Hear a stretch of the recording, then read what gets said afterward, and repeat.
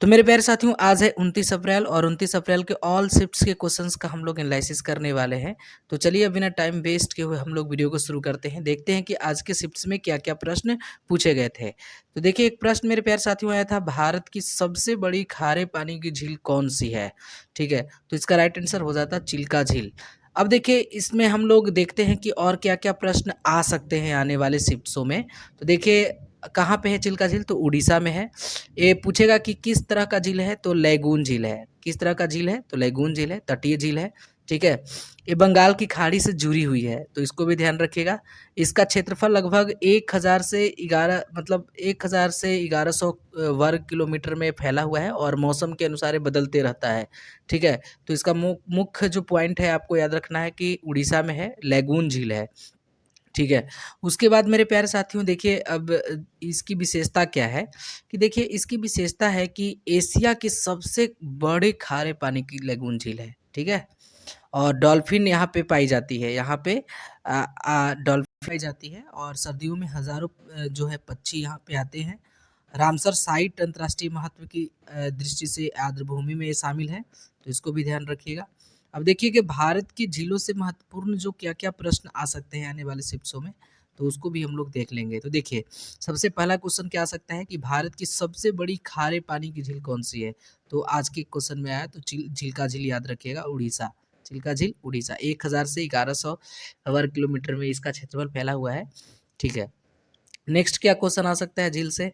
तो देखिए, एक क्वेश्चन आ सकता है कि भारत की सबसे बड़ी मीठे पानी की झील कौन-सी है?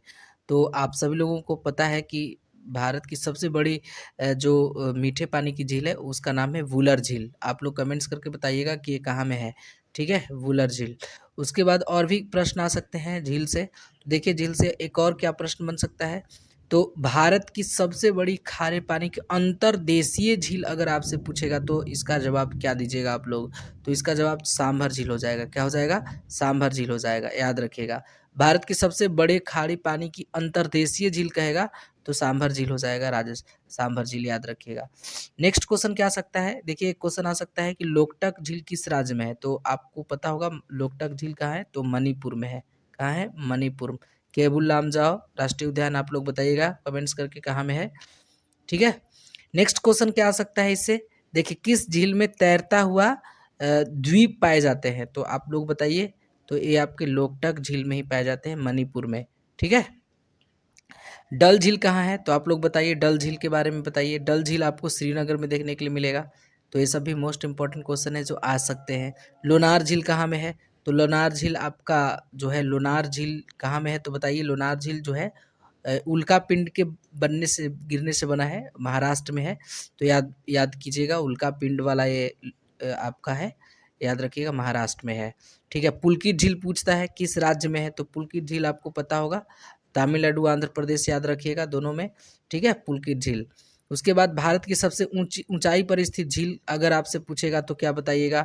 तो पैंगसोंग लद्दाख में है, पैंगोत्सोन झील आपको याद रखना है।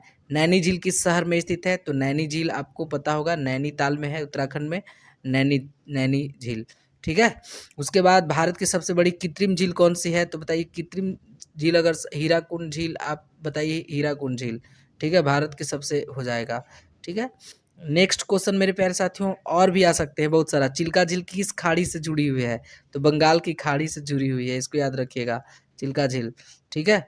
नेक्स्ट क्वेश्चन क्या आ सकता है? देखिए, अब क्वेश्चन जो है, इतना क्वेश्चन आपको झील से संबंधित क्वेश्चंस मैंने करा दिए हैं, तो इससे ज़्यादा क्वेश्चंस अब नहीं पूछे जाएंगे, आप लोग ध्यान रखिएगा।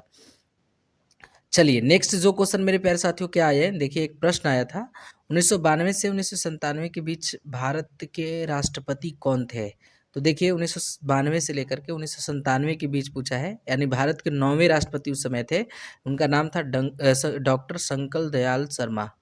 जी हाँ, उनका नाम था डॉक्टर शंकर दयाल शर्मा। अब देखिए, इनसे महत्वपूर्ण प्रश्न क्या आ सकते हैं आने वाले समय में? तो ये भारत के 9वें राष्ट्रपति थे। केमा थे? 9वें नंबर के राष्ट्रपति थे डॉक्टर शंकर दयाल शर्मा, ठीक है। और उनका राष्ट्रपति जो बनने का कार्यकाल रहा है, 1992 से लेकर के 1997 तक रहा है, ठीक है। और देखिए, वो जो बने हैं ना, डॉक्टर शंकर दयाल शर्मा से पहले वी आर वेंकट रमन थे और उनके बाद राष्ट्रपति बने हैं शंकर दयाल शर्मा। और उनके बाद मेरे प्यारे साथियों आर के नारायण राष्ट्रपति बने हैं। ठीक है, आगे पीछे वाला भी याद रखिएगा। अब बात करें डॉक्टर शंकर दयाल शर्मा की, तो जन्म उनका 19 अगस्त 1918 में आपका हुआ था। जन्म आपका भोपाल मध्य प्रदेश में हुआ था।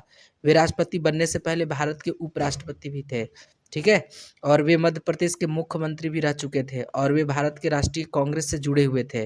ठीक है, भारतीय राष्ट्रीय कांग्रेस से जुड़े हुए थे। उनका निधन की बात करें तो उनका निधन 26 दिसंबर 1999 में हुआ था। डॉक्टर शंकर दयाल शर्मा का निधन 26 दिसंबर 1999 को हुआ था। वे एक बहुत ही अच्छा लॉयर थे, ठीक है, यानी वकील थे और उन्होंने कैम्ब्रिज विश्वविद्यालय सहित कई संस्थानों से शिक्षा ग्रहण किया था, तो इसको भी ध्यान रखिएगा।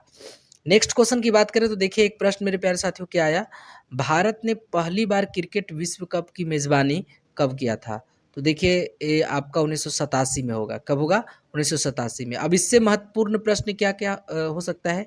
तो देखिए मेजबानी की बात आई है, तो भारत ने पहली बार क्रिकेट विश्व कप की मेजबानी 1987 में किया था और 1987 का विश्व कप भारत और पाकिस्तान ने मिलकर आयोजित किया था। ठीक है, और 1987 क्रिकेट विश्व कप का आधिकारिक नाम क्या था? Reliance world cup 1987। ठीक है, इसको याद रखिएगा। यह विश्व कप इंग्लैंड के बाहर पहले होने वाला, मतलब उससे पहले इंग्लैंड में ही आयोजित होता था, लेकिन ये बाहर आयोजित होने वाला इंग्लैंड से ये पहला विश्व कप था जो भारत और पाकिस्तान ने मिलकर करवाया था। 1987 विश्व कप का फाइनल कहाँ? तो ईडन गार्डन कोलकाता में किया गया था। ठीक है, 1987 क्रिकेट विश्व कप का विजेता ऑस्ट्रेलिया बना था, याद रखिए। ठीक है, और फाइनल में ऑस्ट्रेलिया ने इंग्लैंड को हराया था। ठीक है, तो याद रखिएगा। 1987 में विश्व कप में कुल कितने टीमें भाग ली थी? तो 8 टीमों ने भाग लिया था। और सबसे पहले एक बात और इसमें चेंजेस देखने के लिए मिला था कि 1987 से पहले जितने भी वर्ल्ड कप होते थे ना, वो 60 ओवर के हुआ करते थे, लेकिन 1987 से ही 50 ओवर के प्रारूप को शुरू किया गया था, तो इसको भी ध्यान रखिएगा। और यह एशिया में आयोजित होने वाला पहला क्रिकेट आपका विश्व कप था, तो याद रखिएगा 1987 वाला। चलिए नेक्स्ट प्रश्न मेरे प्यारे साथियों, देखिए नेक्स्ट जो क्वेश्चन आया वो क्या आया, भारत रत्न पुरस्कार पाने वाली पहली भारतीय महिला कौन थी? तो देखिए भारत रत्न पुरस्कार पाने वाली प्रथम भारतीय महिला श्रीमती इंदिरा गांधी, जो कि 1971 में उनको दिया गया था। कब दिया गया था? 1971 में दिया गया था। पहली इंदिरा गांधी, जो कि राजनीति के क्षेत्र में दिया गया। अगर दूसरी महिला का नाम आता है तो मदर टेरेसा, सेवा और मानवता के लिए इनको दिया गया था, मदर टेरेसा को। अब देखिए भारत रत्न से संबंधित महत्वपूर्ण कुछ प्रश्न हैं जो कि हम लोग देख लेते हैं। तो देखिए भारत का सर्वोच्च नागरिक सम्मान जो कि भारत रत्न है, आपको याद रखना है। भारत रत्न की शुरुआत 1954 में हुआ था, इसको ध्यान रखिएगा। भारत रत्न पाने वाले पहले व्यक्ति कौन थे? सी राजगोपालाचारी, याद रखिएगा। 1954 में डॉक्टर सर्वपल्ली राधाकृष्णन और सीवी रमन को दिया गया था। और किसके लिए दिया गया था आप लोग कमेंट्स करके बता दीजिएगा। भारत रत्न किसी भी क्षेत्र में उत्कृष्ट योगदान अगर करते हैं तो उसके लिए दिया जाता है, और यह पुरस्कार भारत के राष्ट्रपति द्वारा प्रदान किया जाता है। किसके द्वारा? भारत के राष्ट्रपति द्वारा प्रदान किया जाता है। और भारत रत्न के साथ कोई नगद राशि आपको नहीं दी जाती है। भारत रत्न दिया जाता है तो उसमें होता क्या है कि पीपल के पत्ते का आकार का एक आपको दिया जाता है। ठीक है, पहली महिला के बारे में पूछेगा तो पूछा था आज के क्वेश्चन में, इंदिरा गांधी 1971 में दिया गया था पहली महिला को। ठीक है, पहली महिला याद रखेगा। दूसरी को मदर टेरेसा 1980 में। ठीक है, सबसे कम उम्र में भारत रत्न पाने वाले व्यक्ति का नाम सचिन तेंदुलकर, याद रखिएगा। और मरणोपरांत, ठीक है, मरणोपरांत मेरे प्यारे साथियों पूछता है कि मरणोपरांत जो है ना, मरणोपरांत यानी मरने के बाद, मरणोपरांत भारत रत्न पाने वाले पहले व्यक्ति लाल बहादुर शास्त्री, याद रखिएगा। एक वर्ष में अधिकतम कितने व्यक्तियों को दिया जा सकता है? तो 3 व्यक्तियों को ही भारत रत्न दिया जा सकता है, इसको भी ध्यान रखिएगा। लेकिन कुछ कुछ एक्सेप्शन है जो कि खत्म कर दिए गए हैं। विदेशी नागरिक को भी भारत रत्न दिया जा सकता है, ऐसा कोई वो नहीं है कि नहीं दिया जाएगा। ठीक है, और विदेशी भारत रत्न पाने वाले पहले व्यक्ति का नाम खान अब्दुल गफ्फार खान और नेल्सन मंडेला, दोनों को दिया गया, याद रखिएगा। ठीक है, उसके बाद भारत रत्न और के लिए कोई औपचारिक आवेदन नहीं करना होता है। मतलब ये आपको जो दिया जाता है ना, ये प्रधानमंत्री की सिफारिश पर राष्ट्रपति के द्वारा दिया जाता है। भारत रत्न सभी सरकारी सम्मानों में सर्वोच्च स्थान पाने वाले व्यक्तियों को दिया जा सकता है। ठीक है, नेक्स्ट क्वेश्चन मेरे प्यारे साथियों, एक क्वेश्चन आया था एक क्वेश्चन आया था, पहले आधिकारिक विश्व शतरंज चैंपियन कौन बने थे? देखिए विल्हेम स्ट्रीजन 1886 में इनको दिया गया था और जोहानसन जुकोर्टार्ट को हरा करके इन्होंने पहले आधिकारिक विश्व शतरंज चैंपियनशिप को हासिल किया था। तो इसको याद रखिएगा। अब देखिए विश्व शतरंज से बनने वाले क्वेश्चंस क्या क्या आ सकते हैं। तो विश्व शतरंज दिवस हर वर्ष कब मनाया जाता है? तो 20 जुलाई को याद रखिएगा। ठीक है, विश्व शतरंज दिवस कब मनाया जाता है? तो विश्व शतरंज दिवस मेरे प्यारे साथियों 20 जुलाई याद रखिएगा, 20 जुलाई। यह दिन जो होता है फीडे यानी अंतर्राष्ट्रीय शतरंज महासंघ की स्थापना दिवस 1924 में जिसको हुआ था ना, उसी की याद में मनाया जाता है। बताइए लेनिन की मृत्यु कब हुआ था? 1924 में ही हुआ था। लेनिन की मृत्यु उसी वर्ष से फीडे यानी अंतर्राष्ट्रीय शतरंज महासंघ की स्थापना भी हुई थी। तो याद रखिएगा और इसी के याद में 20 जुलाई को मनाया जाता है। उसके बाद शतरंज से संबंधित और भी प्रश्न क्या-क्या पूछे जा सकते हैं? तो देखिए शतरंज से संबंधित बहुत सारे प्रश्न हैं जो पूछे जाते हैं। जैसे शतरंज का प्राचीन रूप चतुरंग भारत में विकसित हुआ था, ठीक है? और पहले आधिकारिक विश्व शतरंज चैंपियन विल्हेम स्ट्रीजन 1886 में बने थे। वर्तमान मतलब वर्षों में देखा जाए तो भारतीय ग्रैंड मास्टर विश्वनाथ आनंद को जाता है। ठीक है, भारत के सबसे कम उम्र में ग्रैंड मास्टर आर.के. प्रज्ञानंद बने हैं, तो इसको याद रखिए। शतरंज में कुल कितने खाने होते हैं? स्क्वायर्स होते हैं, तो 64 स्क्वायर्स होते हैं। शतरंज बोर्ड में 8-8 करके मतलब 64 स्क्वायर काउंट किए जाते हैं, इसको भी ध्यान रखिएगा। ठीक है, उसके बाद खेल की शुरुआत हमेशा सफ़ेद यानी वाइट खिलाड़ी करता है। शतरंज में हमेशा खेल की शुरुआत कौन करेगा? वाइट खिलाड़ी करेगा और प्रत्येक खिलाड़ी के पास शुरुआत में 16 मोहर होते हैं। कितने मोहर होते हैं? 16 मोहर होते हैं। कुल मोहरों की संख्या दोनों खिलाड़ियों में 32-32 होती है। सबसे महत्वपूर्ण मोहर राजा होता है, किंग होता है, किंग मेकर होता है। ठीक है, सबसे शक्तिशाली मोहर रानी होती है, क्वीन। ठीक है, और शतरंज का उद्देश्य क्या है? प्रतिद्वंदी के राजा को मात देना यानी चेकमेट कर देना, इसका मुख्य मकसद होता है। चेकमेट का अर्थ क्या होता है? राजा का बचाव असंभव होना। ठीक है, राजा को मार गिराना। ठीक है, और एक बात याद रखना कि चेकमेट में खेल ड्रॉ यानी बराबरी हो जाता है। और एक बात याद रखना, अंतर्राष्ट्रीय शतरंज संगठन कौन है? तो फीडे याद रखना। 1924 में स्थापना इसका हुआ था पेरिस में। ठीक है, 20 जुलाई को। शतरंज में ओलंपियाड एक टीम प्रतियोगिता है, इसको याद रखिएगा।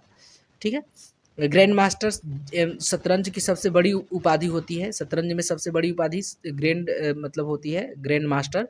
और भारत के पहले ग्रैंड मास्टर विश्वनाथन आनंद बने थे। ठीक है, इन पासेंट और कास्टलिंग शतरंज की विशेष चालें होती है। ठीक है, इन पासेंट और कास्टलिंग। ठीक है, तो ये सब क्वेश्चंस को याद रखिएगा जो आने वाले हो सकते हैं शिफ्ट में पूछे जाएंगे। देखिए नेक्स्ट क्वेश्चन है, पृथ्वी के अच्छे झुकाव का प्राथमिक प्रभाव क्या देखने के लिए मिलता है? यानी पृथ्वी के अच्छे झुकाव के कारण क्या होता है? तो ऋतु में परिवर्तन होता है। ठीक है, और पृथ्वी के अच्छे झुकाव यानी एक्सेक्सटाइल जो होते हैं, इससे महत्वपूर्ण प्रश्न आते हैं और इससे महत्वपूर्ण प्रश्नों को देख लेते हैं। तो पृथ्वी अपने अक्ष पर लगभग कितनी है? तो 23.5 डिग्री झुकी हुई है।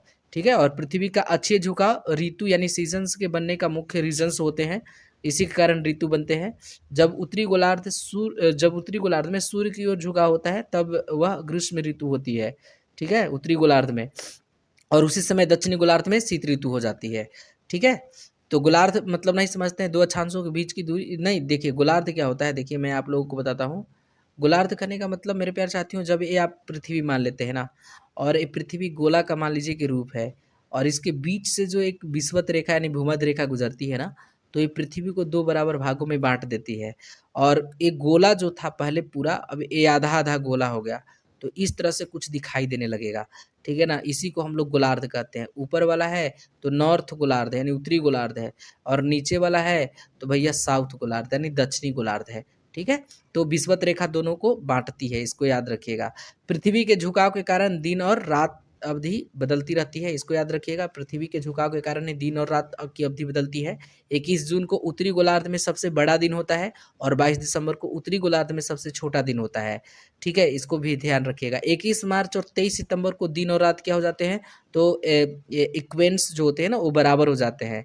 कर्क रेखा 23.5 डिग्री नॉर्थ और मकर रेखा 23.5 डिग्री साउथ में होते हैं और झुकाव के कारण निर्धारित होते हैं। ठीक है, और झुकाव के कारण ही ध्रुवीय क्षेत्रों में 6 महीना का दिन और 6 महीने का रात होता है। ध्रुवीय क्षेत्र कहने का मतलब है कि जैसे देखिए पृथ्वी है, यहाँ से पृथ्वी से एक मुख्य जो भूमध्य रेखा गुजरती है, और 23.5 डिग्री ऊपर में जब आइएगा नॉर्थ में, तो कर्क रेखा देखने के लिए मिलेगी, और उसके आपको अंटार्कटिक देखने के लिए मिलेगा, ठीक है, और नीचे आपको मकर रेखा 23.5 डिग्री, और उसके बाद अंटार्कटिका देखने के लिए मिलेगा, ठीक है। तो यहाँ सूर्य जो है वो आपको कर्क और मकर के बीच ही आपको भ्रमण करती है, और जितने भी भूमध्य रेखा के पास जितने भी ये पड़ेंगे ना, एक उष्ण पड़ेंगे, बहुत गर्मी पड़ेगा, ठीक है। तो सूर्य जब इधर होगा ना, कर्क में होगा, तो मकर में आपको क्या होगा, कर्क में अगर सूर्य यहाँ है तो यहाँ से यहाँ आने में उसको 6 महीने का लगता है, ठीक है, 6 महीने का वक्त लगता है यहाँ से आने में, ठीक है। तो इस तब तक मान लेते हैं कि यहाँ पे कर्क रेखा के पास है, तो इधर ऊपर वाले जितने भी भाग में होंगे ना, तो उत्तरी गोलार्ध में दिन होगा, पूरा का पूरा दिन होगा, लेकिन दक्षिणी गोलार्ध में रात होगा, ठीक है। यहाँ पे उत्तरी ध्रुव में, ठीक है, ध्रुव में क्या होगा, दक्षिणी ध्रुव में रात होगा, ठीक है। जैसे ही सूर्य यहाँ से यहाँ आती है ना मकर रेखा पे, तो ऊपर हो जाता है रात और नीचे हो जाता है दिन, और ऐसा होने में उसको 6 महीने का वक्त लगता है, इसीलिए, और ये ऐसा झुकाव के कारण ही होता है।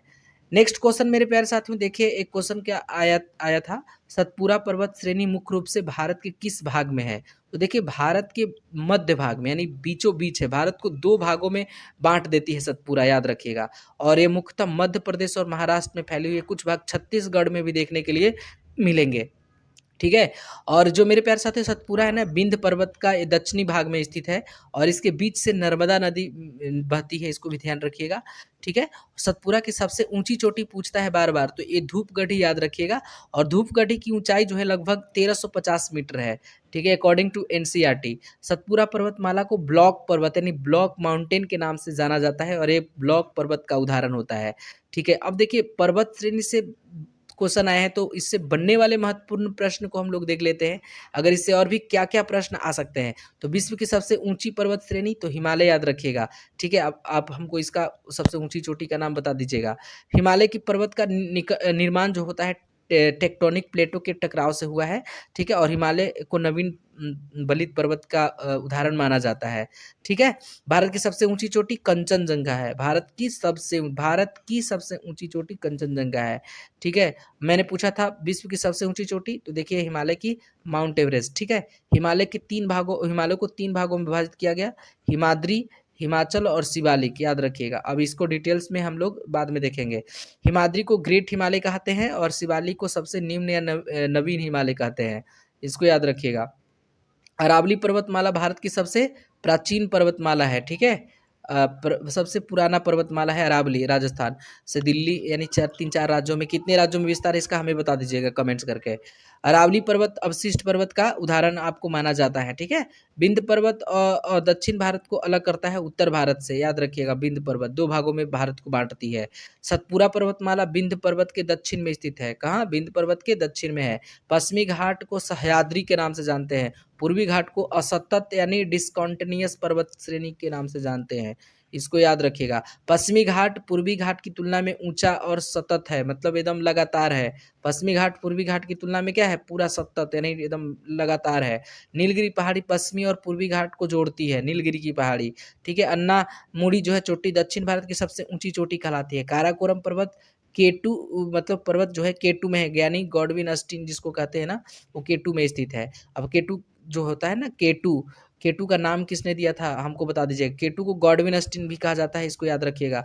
हिमालय एशिया की सबसे प्रमुख नदियों का उद्गम स्रोत माना जाता है। प्रथम एक क्वेश्चन मेरे प्यारे साथियों आया था, देखिए एक क्वेश्चन आया था, प्रथम आंग्ल मैसूर युद्ध कब हुआ था, ठीक है। प्रथम आंग्ल मैसूर युद्ध कब हुआ था, तो ये 1767 से 1769 के बीच हुआ था। अब प्रथम आंग्ल मैसूर युद्ध से संबंधित महत्वपूर्ण प्रश्न क्या क्या पूछे जा सकते हैं, चलिए इसको हम लोग देख लेते हैं। तो प्रथम आंग्ल मैसूर युद्ध सबसे पहला याद रखिएगा 1767 से लेकर के 1769 के बीच लड़ा गया था, ठीक है। और यह युद्ध जो है ना ब्रिटिश ईस्ट इंडिया कंपनी और मैसूर के शासक हैदर अली के बीच हुआ था, ठीक है। और इस युद्ध में हैदर अली ने मराठों और निजाम के साथ गठबंधन किया था, याद रखिएगा। युद्ध का मुख्य कारण क्या था, दक्षिण भारत में सत्ता का विस्तार करना ही इसका मुख्य कारण था, मुख्य लक्ष्य था। हैदर अली ने अंग्रेजों को कई बार क्या किया था, हरा दिया था। हैदर अली ने मद्रास यानी चेन्नई तक आक्रमण कर दिया था, और युद्ध का अंत जो है मद्रास की संधि से हो गया था उसके बाद, ठीक है। और इस संधि के अनुसार दोनों पक्षों ने एक दूसरे की सहायता करने का वादा किया था, दोनों ने मिल गए थे फिर, और इस युद्ध में अंग्रेजों को अपमानजनक संधि करनी पड़ी थी, ठीक है। तो उसके बाद मेरे प्यारे साथियों और भी क्या क्वेश्चंस बन सकते हैं, तो देखिए प्रथम आंग्ल मैसूर, देखिए प्रथम आंग्ल मैसूर युद्ध में कोई स्पष्ट विजेता नहीं रहा था क्योंकि मिल गए थे दोनों। ठीक है, क्वेश्चन आ सकता है यह युद्ध दक्षिण भारत में अंग्रेजों के लिए एक चुनौतीपूर्ण साबित हुआ था, याद रखिएगा। हैदर अली एक कुशल सैन्य नेता बना था, उसमें उभरा था, और उसके बाद इस युद्ध में आगे के आंग्ल मैसूर युद्धों की नींव रखी गई थी। ठीक है, यानी मैसूर युद्ध में बहुत अच्छा परफॉर्मेंस करा था अंग्रेजों के खिलाफ। ठीक है, नेक्स्ट क्वेश्चन मेरे प्यारे साथियों क्या आया था, देखिए एक क्वेश्चन आया था फ्रांसीसी जब पहली बार भारत आए थे तो उनका प्राथमिक उद्देश्य क्या था, तो व्यापार करना था। फ्रांसीसी का भारत में आगमन ही व्यापारिक दृष्टिकोण से ये हुआ था। अब देखिए इससे प्रश्न क्या क्या आ सकते हैं। ठीक है, तो फ्रांसीसी पहली बार भारत में व्यापार के उद्देश्य से आए थे, और भारत में फ्रांसीसी गतिविधियों का संचालन फ्रेंच ईस्ट इंडिया कंपनी के द्वारा किया गया था, इसको याद रखिएगा। ठीक है, और उसके बाद फ्रेंच ईस्ट इंडिया कंपनी की शुरुआत 1664 में हुआ था। इसकी स्थापना जिन बैटिस्ट कोलवर्ट के प्रयासों के बाद ही संभव हो पाया था। ठीक है, और एक क्वेश्चन क्या आ सकता है, फ्रांसीसी का पहला प्रमुख व्यापारिक केंद्र कहाँ बना था, तो सूरत में बना था, याद रखिए। और बाद में उनका मुख्य केंद्र पांडिचेरी भी बना है। ठीक है, और भारत में फ्रांसीसी सत्ता को मजबूत करने में सबसे ज़्यादा योगदान किसका रहा है, डुप्ले का रहा है। किसका रहा है, डुप्ले का रहा है, तो याद रखिएगा। नेक्स्ट क्वेश्चन क्या आ सकता है, फ्रांसीसी और अंग्रेजों के बीच संघर्ष को क्या कहा जाता है, किस युद्ध के नाम से जाता है, तो कर्नाटक युद्ध के नाम से जाना जाता है। और पहला कर्नाटक युद्ध 1746 से 1748 के बीच हुआ था, और फ्रांसीसी का मुख्य उद्देश्य व्यापार करना ही और राजनीतिक शक्ति को बढ़ावा देना ही था, इसको याद रखिएगा। और भारत में मेरे प्यारे साथियों फ्रांसीसियों की शक्ति अंततः अंग्रेजों के हार के कारण कमजोर हो गई थी।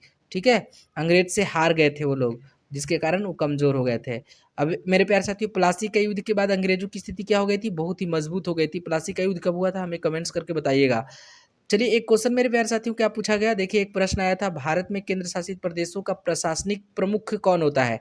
तो देखिए भारत में केंद्र शासित प्रदेशों का प्रशासनिक प्रमुख भारत के राष्ट्रपति होते हैं। अब इससे महत्वपूर्ण प्रश्न क्या आ सकते हैं, तो देख लीजिए इससे महत्वपूर्ण प्रश्न आते हैं, केंद्र शासित प्रदेशों का प्रशासनिक प्रमुख राष्ट्रपति होते हैं, ये पहला आपको याद रखना है। राष्ट्रपति अपने प्रतिनिधि के रूप में उपराज्यपाल को यानी गवर्नर को, प्रशासक को नियुक्त करते हैं। ठीक है, और ऐसा करने के लिए एक अनुच्छेद है संविधान में, और वह 239 के अनुच्छेद में। केंद्र शासित प्रदेश सीधे केंद्र सरकार के अधीन होता है। ठीक है, और वर्तमान में कुल 8 यूटी है यानी यूनियन टेरेटरीज है। ठीक है, इसको याद रखिएगा। और देखिए दिल्ली और पुदुचेरी में उपराज्यपाल यानी एलजी होता है, क्या होता है, एलजी। ठीक है, लेफ्टिनेंट होते हैं। और अन्य केंद्र शासित प्रदेशों में प्रशासक नियुक्त किए जाते हैं। उपराज्यपाल राष्ट्रपति का प्रतिनिधित्व करने के लिए होते हैं, जो कि यूनियन टेरेटरीज में नियुक्त किए जाते हैं। लेकिन कुछ केंद्र शासित प्रदेश ऐसे भी हैं जहाँ की विधानसभाएं, जैसे कि दिल्ली और पुदुचेरी में आप लोग विधानसभाएं देख सकते हैं। और बताइए एक क्वेश्चन मेरे प्यारे साथियों क्या आया था, देखिए जो आया था बायोलॉजी से क्वेश्चन, कोशिका में लाइसोसोम का मुख्य काम क्या होता है, तो देखिए ये पाचन करता है, सफाई करता है, सुरक्षा का काम करता है। और लाइसोसोम से बहुत सारे प्रश्न उभर करके आए हैं और आगे आने वाले शिफ्ट्सों में आ सकते हैं। लाइसोसोम को कोशिका का क्या कहते हैं, तो आत्महत्या की थैली कहते हैं, यानी सुसाइड वैग कहते हैं। और इसका मुख्य काम होता है अवशिष्ट पदार्थों यानी वेस्ट जो मटेरियल होते हैं ना, उसको पाचन करना। ठीक है, और यह कोशिका के पुराने क्षतिग्रस्त जो अंगक होते हैं ना, ऑर्गेन्स होते हैं, उसको नष्ट कर देता है। लाइसोसोम में पाचक एंजाइम भी पाए जाते हैं, डाइजेस्टिव एंजाइम पाए जाते हैं, और यह विदेशी जो बैक्टीरिया आते हैं ना बाहर से, उसको नष्ट करने का काम कर देता है। ठीक है, और मेरे प्यारे साथियों कोशिका के मरने या क्षतिग्रस्त होने पर क्या करता है पता है, लाइसोसोम खुद फट जाता है। ठीक है, कोशिका कोई अगर मर गया है तो लाइसोसोम खुद उसको मार देता है, फट जाता है, कोशिका को नष्ट कर देता है, इसीलिए इसको ऑटोलेसिस यानी आत्महत्या की थैली कहते हैं। ठीक है, यह कोशिका को साफ और स्वस्थ बनाए रखने का काम करता है। ठीक है, तो इस चीज़ को भी याद रखिएगा। तो मेरे प्यारे साथियों आज जो हमें क्वेश्चंस मिले वो इतने सारे क्वेश्चंस मिले, लेकिन जो भी क्वेश्चंस मिले 100% एक्यूरेट और ऑथेंटिक्स क्वेश्चंस मिले। अगर आपका भी एग्ज़ाम आने वाले शिफ्ट्सों में है तो प्लीज़ वीडियो को शुरू से लेकर अंत तक देख जाइएगा। और उसके बाद आप लोग अगर चैनल पे नए हैं तो प्लीज़ चैनल को सब्सक्राइब करके बेल आइकन को प्रेस कर दीजिएगा, ताकि जब भी कोई नए वीडियो को मैं अपलोड करूँ उसका नोटिफिकेशन सबसे पहले आप तक पहुँचे। तो चलिए आज के लिए बस इतना ही, मिलते हैं हम लोग नेक्स्ट वीडियो में।